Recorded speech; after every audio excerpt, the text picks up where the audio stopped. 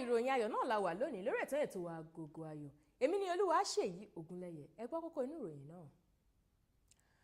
Mercy Johnson sọ ìdí tó mi ò fi jìnnà sí ojú rẹ̀. Ìdí tí mo fi pínyà pẹ̀lú ẹgbẹ́ Style Plus Túndé.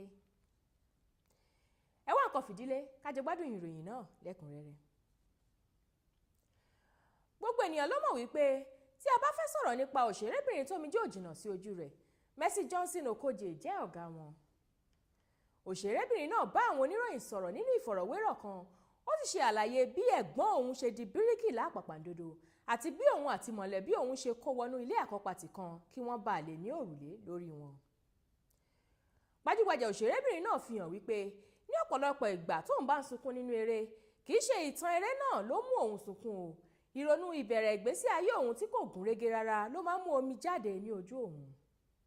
Ó ní tóun bá rántí bí àwọn ṣe máa ń sá káàkiri nínú ilé àkọ́pàtì náà tójò bá ń rọ̀, tàbí tí òun bá rántí bí àwọn ṣe máa ń fi igi dí fèrèsé ilé náà tí àwọn ń gbé pẹ̀lú aláǹgbá torí pé wọn ò rẹ́ ilé náà, níṣe ni omi máa ń jábọ́ pẹ̀rẹ̀pẹ̀rẹ̀ lójú òun. Mercy Johnson wá sọ wípé òun dúpẹ́ lọ́wọ́ Ọlọ́run ọba tó mú òun la àkókò náà kọjá. Láìsí àní-àní, gbogbo ènìyàn ló mọ ẹgbẹ́ orin Style Plus àti bí wọ́n ṣe máa ń fi orin aládùn dá wa lárayá, ṣùgbọ́n tó sì jẹ́ wípé ọ̀kan nínú wọn tó ti pínyà pẹ̀lú wọn láìtọ́jọ́. Túndé Akínsànmí tó pínyà pẹ̀lú ẹgbẹ́ orin náà nínú ọdún 2012 ti sọ ìdí tó fi kúrò fún àwọn oníròyìn àti ohun tó ṣẹlẹ̀ gan-an ní pàtó.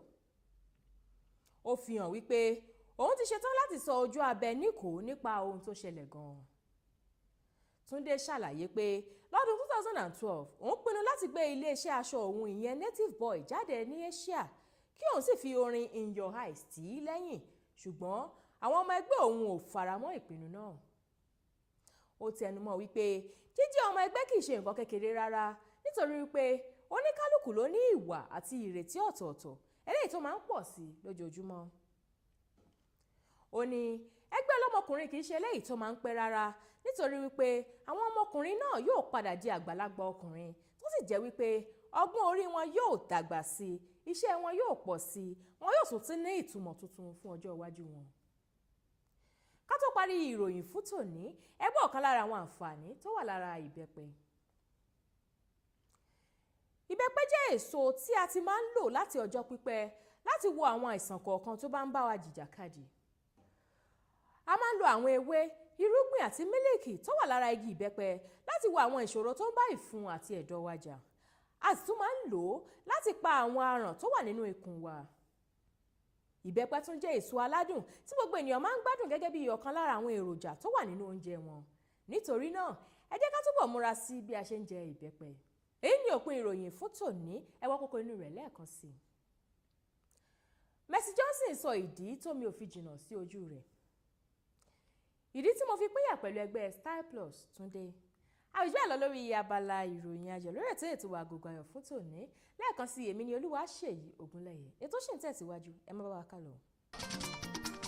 Ètò yìí ló ń rán wa létí èdè àtàṣà wa tó ṣe kókó.